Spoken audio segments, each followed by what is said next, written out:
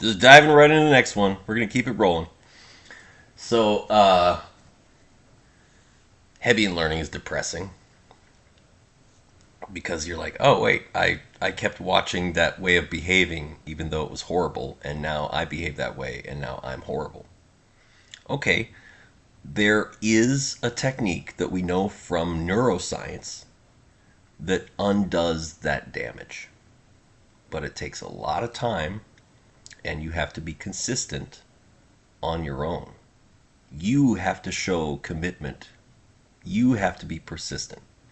If you rely on someone else to keep you persistent, then you will always rely on them. Guaranteed. You've trained yourself to be dependent on them reminding you. So, the way to undo the damage from Hebbian learning is called cognitive behavioral therapy. It was originally conceived by a psychologist, but it was the neuroscience backing it up that gives us a better understanding of why it works and how it works. And the thing is, when your brain forms connections and it's a bad habit, the connection is still there until you're able to pull those synapses apart. You actually have to pull apart the connections that the cells in your brain made. The cells in your brain are connected, and you will keep doing the bad habit guaranteed until you unconnect them. And there's only one way to do that. It's very straightforward, but you have to do it every single time. So, for example, in my own life, as a kid, in a stressful, traumatic home life, I developed anxiety and compulsions and phobias. Cognitive behavioral therapy undid all that damage, and it took years. Not going to a therapist, because that would make me dependent on them reminding me. I had to do it myself, consistently.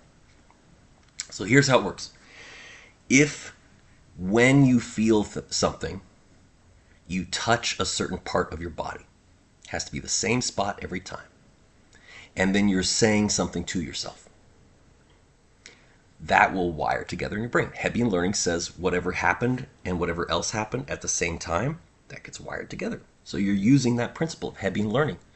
So if you have a habit of internalizing any glances or vague words as negative against you, you're like, oh, that person was saying something that they're trying to imply something bad about me. And then you spiral into a worry, self-depreciation loop. You can undo that damage where you fixated on that habit of depreciating yourself and worrying by addressing each part of it separately, one at a time. First, you address the interpretation layer. When I see someone who's got a stink eye, am I immediately going to assume that they're directing it at me because they don't like me? Well, there could be something else going on. Maybe they saw someone behind me and I was just interpreting it as a glance at myself. Or maybe they're thinking something that upset them while they happen to be looking in my direction. Or maybe they're judging me for really stupid, superficial reasons that I shouldn't care about. I shouldn't be putting my emotional effort into trying to appease someone who's superficial and judgmental. Why should I care what a bully thinks of me? So that would be the first step in the progression of undoing the self-depreciation loop. And to address that, you first have to become aware of when it is happening. So the first thing you do with the principle of Hebbian learning and cognitive behavioral therapy is every single time that you begin to interpret something that someone else did as negative against you, you touch a certain spot in your body, same spot every time, and you tell yourself, I'm doing it again. I'm doing that thing again. Whatever the thing is, be specific. And that's going to bind that contact, that physical contact, with that awareness and the emotion you're feeling. Those three get linked together with synapses in your brain. So after doing that consistently for 1 to 3 months, you will have wired into your brain, in the synapses, the cells of your brain will now have a wiring physically that helps you be aware of when you're doing that. That doesn't get rid of it. It just means you're aware of every single time it's happening. And it's important to understand how consistent you have to be. Just like if you were part of Alcoholics Anonymous, if you have a coin that says, I've been sober for 90 days, that does not mean 90 out of the last 120 days. Oh yeah, I was drinking for 30 of those days, but 90 of them I was sober. No, that doesn't count. A 90-day coin from AA means you've gone 90 days with zero alcohol the whole time. And they're using the same principle of cognitive behavioral therapy and Hebb learning. You have to be absolutely consistent every time. If you miss one, you missed one time, you start over at zero. And I'm not saying this to be mean or make you feel bad. It's just the fact of how your brain actually works. You do actually have to be consistent for 90 days on your own, or it won't become a habituated awareness. It just doesn't happen. So be consistent. Every single time you're like, oh, they looked at me funny. Okay, I'm doing it again. Oh, they said something that I'm interpreting a certain way. Oh, I'm doing it again. If you are doing that every single time for 90 days, your brain gets wired that way, and now you're aware of every time you're doing it. Once you're aware of how you're doing it, then you can consciously choose an alternative. Instead of spiraling through the self-depreciation loop, you have to listen within your heart and think through in detail what alternative habit you want to put there instead. And you do not get to pick one that just sounds nice or that worked for someone else or that you think will work. It has to actually be something you value that's empowering.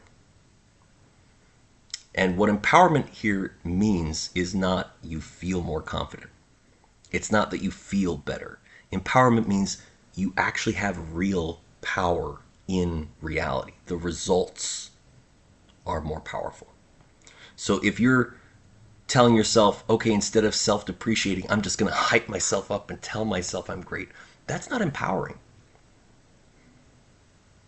That's just hyping yourself up. So empowerment only exists when you have real results, real power. You have to actually show a result in the world, or else it's not empowerment, it's just a scam. You're scamming yourself. You've hyped yourself. You haven't empowered yourself. So an example of what that would be if you were in a self-depreciation loop is you're aware that someone else is doing something that's vague or could be interpreted as a negative judgment about you, and the alternative you might choose is saying, I value my own choices. I can see when someone else is criticizing me or judging me or scorning me.